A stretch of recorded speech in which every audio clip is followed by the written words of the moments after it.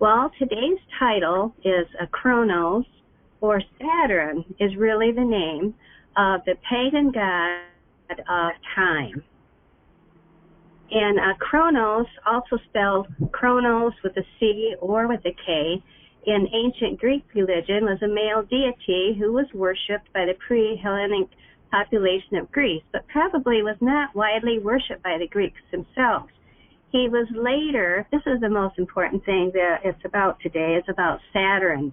He was later identified with the Roman god Saturn, and he was depicted as an old man holding an implement, probably originally a sickle. So go ahead, Mary. Who is Saturn? He was Saturn to the Romans. He was Kronos to the Greeks. To the Egyptians, he was alternately Kronos or Cyrus. The Babylonians named him Ninus. To the Assyrians, he was Bel, Baal, or Belus. The Phoenicians, Carthaginians, and Canaanites referred to Saturn as Baal. The person from whom these various legends extend is none other than Nimrod, that mighty hunter against Yahweh. Rome itself was originally the city of Saturn. Yes, so under differing names, Nimrod or Saturn appeared in all ancient idolatry. Every country had a different name for Nimrod. And the Greek Kronos and the Roman Saturn were the same god. As god of the harvest, he was typically represented as holding a scythe. Kronos, or Saturn, was the god of time. As well as such, he was also frequently shown holding babies. Saturn's chief holiday was Saturnalia. Saturn Kronos, the god of time. Ancient priests told the superstitious people that the sun was dying and must be propitiated with costly sacrifices. Saturn, as the god of time, was implored to continue time. The people were thus compelled to offer the things most precious to them, their children, in order to prolong time. Saturn, god of time and god of the harvest, reaped his harvest of souls in the burned bodies of these young children. In mythology, Kronos ate his own children. Therefore, the proper sacrifice with which to appease Kronos would, of course, be children.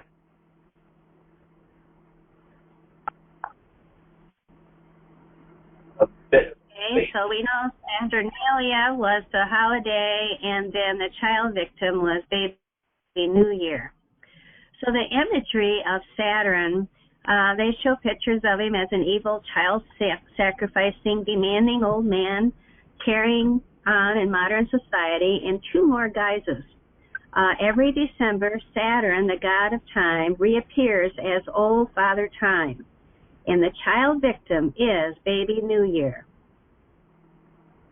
Well, the smile behind Father Time's beard makes us seem like innocent fun, symbols that contain no reference to evil, and just a fun way to represent the passage of time. So you can't tell by the picture that anything evil has went on in history or in the future here. So notice that in this modern cartoon of Old Father Time with Baby New Year, all of the characteristics of Saturn are in place. The scythe, the watch as a symbol of time, and the child victim. All those symbols are in place, but it's to look like a friendly, smiling, older man. But Father Time is a far more chilling representation of Father Time with Baby New Year can be found in this illustration from the 19th century. Father Time, Saturn, as the god of time, is standing in front of a large clock holding his scythe. The old years, 1886, 1888, are passing away as full-grown babies or bodies wrapped in burial shrouds. The new year, 1889, is coming in as a young child, While the picture is quite dark, light from the fire is lighting the little boy, while on either side are swirls of smoke from the burning fire at his feet. Notice that the new years still to come, 1890 and 1891, are portrayed as child sacrifice victims, all of whom are heavily veiled. All of the grotesque elements of this hideous god are contained in this one innocent illustration.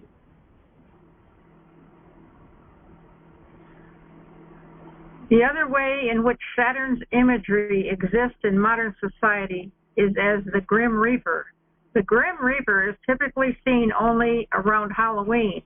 He is widely understood as a symbol of death itself. Very few, if any, in modern society have recognized in either the Grim Reaper or Old Father Time the pagan connection to the cruelest, most evil of all the gods, Saturn. However, an ancient person would immediately recognize both as being none other than Saturn, because the emblems which identify Saturn are the same which identify Old Father Time and the Grim Reaper, the size and something to mark the passage of time. Nimrod equals Baal, and Baal is the sun god, and they all equal the same. Nimrod is Baal, and Nimrod is Saturn. And the legends of Nimrod, that mighty hunter, passed all over the world. So each civilization named Nimrod as their own god. Remember, all from the Tower of Babel. So Saturn is Baal. The Phoenicians, the Carthaginians, and the Canaanites referred to Saturn as Baal. Nimrod was Saturn to the Romans. Rome itself was originally called the city of Saturn. And there is the Temple of Saturn. It's among the ruins of the Roman Forum in Rome, the Temple of Saturn. So the Romans honored the god Saturn with a week-long festival in December. I'm sure you've all heard about it, Saturnalia, December 17 to 24.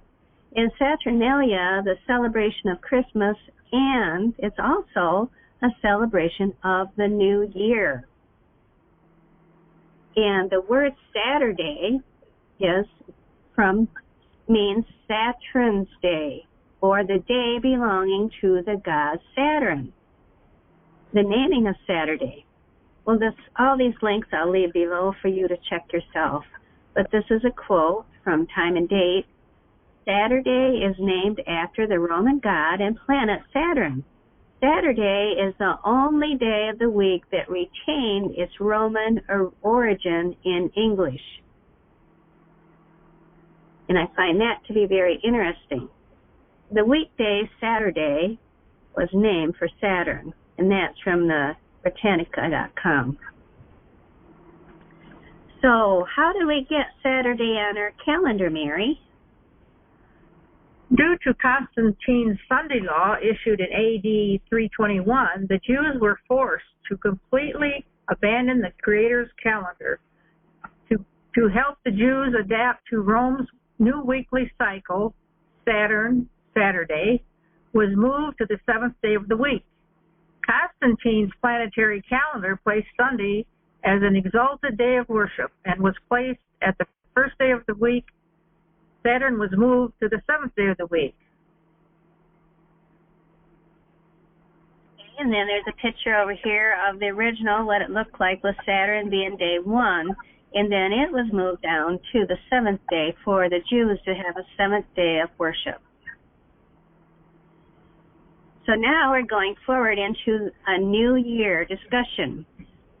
Saturn's great festival, as we've already said, is Saturnalia, and that became Christmas and also New Year. New Year's celebration. The earliest recorded festivities in honor of a New Year's arrival date back some 4,000 years to ancient Babylon. As part of his calendar reform in 46 to honor the month's namesake, Janus, the Roman god of beginnings, whose two faces allowed him to look back into the past and forward to the future.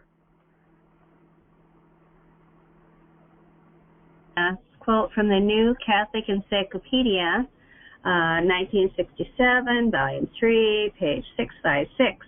This day, as the sun begins to turn to northern skies, the pagan devotees of Mithra celebrated Dies Naturalis Solis Invicti, birthday of the invincible sun. Those customs carried over in the observance of Christmas with its many traditions and practices steeped in paganism, and the birth of the new year of the sun. So this is why the Roman calendar in use today designates January 1 as the beginning of the new year, as opposed to Yahweh's designation of the spring month of Abib or Nisan on the Hebrew calendar as the beginning of the new year. So when is the new year?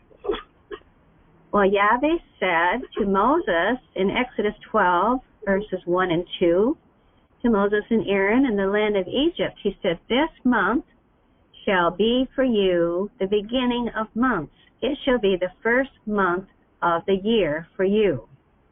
So when is the new year? January 1 in the winter, or the spring in the first month? Passover is the first month of the year. And so, remember, he said he shall think to change times and laws in Daniel 7:25. So an ancient proverb claimed, "He who controls the calendar controls the world." And who controls you? That is my question. Is the world honoring the false god Nimrod, Baal, the sun god, Saturn, all under the same name? Do you worship the Creator on the day He appointed in the calendar in the heavens, or do you worship on a false day of Saturn or Saturday?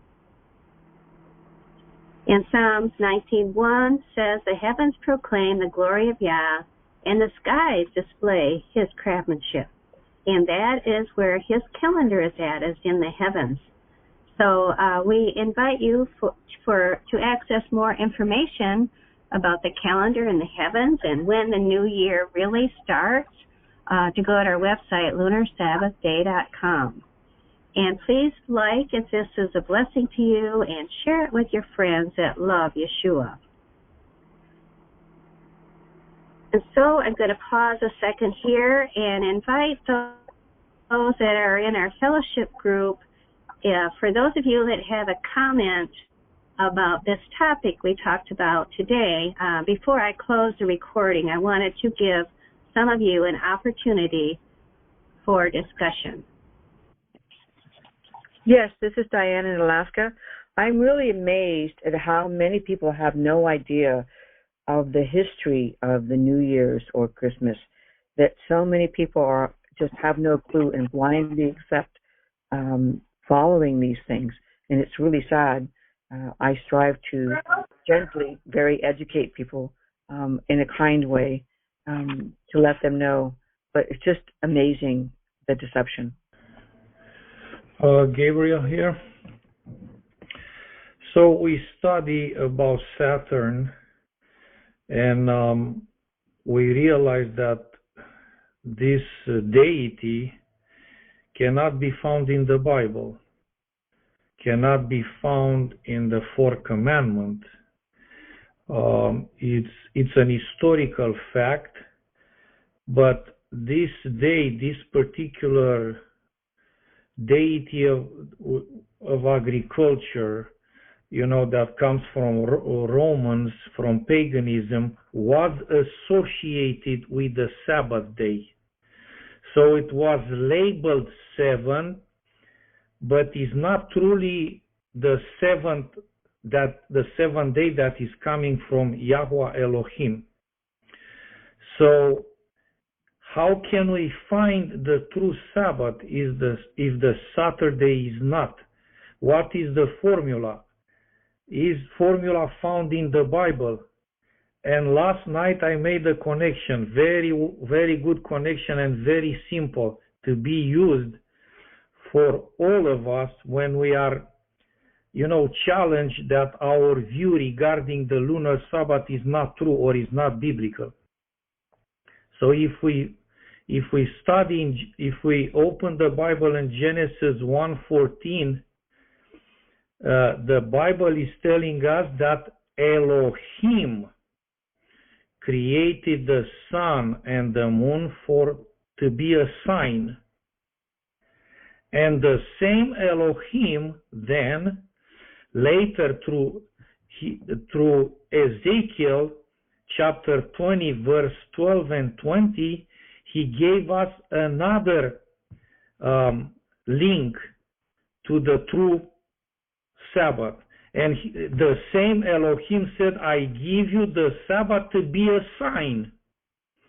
So now let's put the dots together.